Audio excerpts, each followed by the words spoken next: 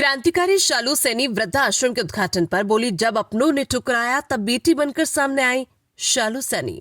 लावारिसों की वारिस ने खोला बुजुर्गों के लिए सम्मान और अपनत्व का घर।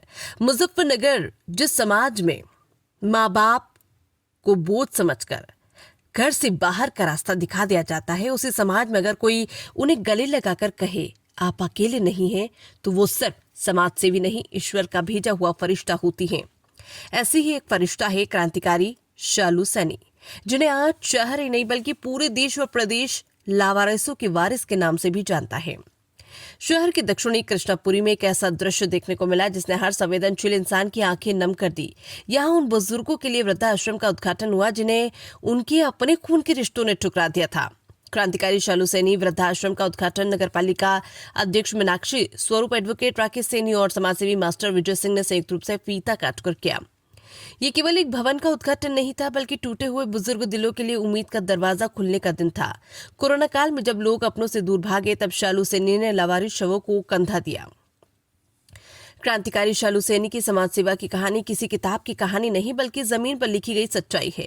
कोरोना महामारी के उस भयावह दौर में जब शवों को छूने से लोग डरते थे, तब शालू सैनी ने लावारिस शवों को अपना नाम देकर अंतिम संस्कार किया।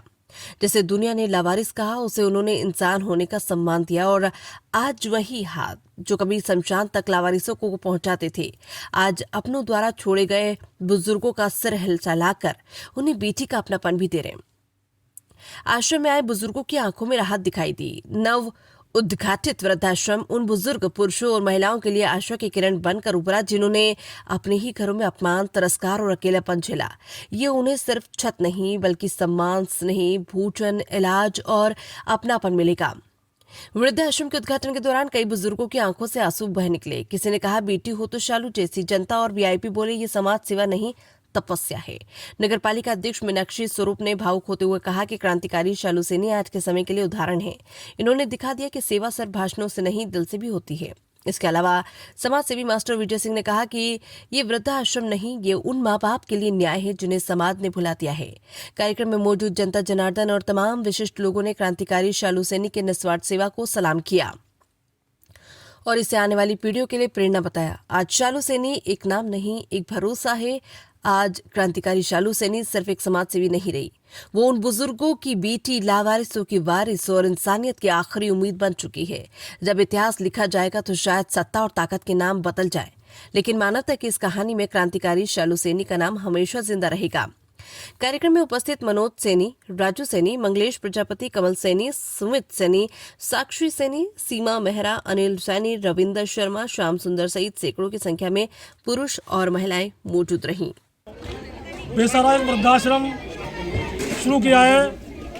आज इस अवसर पर संयुक्त हिंदू महासंघ व शिवसेना की पूरी टीम आज यहाँ पर पहुँची और क्रांतिकारी शालू सैनी के इतने महान कार्य पर आकर इन्हें बधाई दी।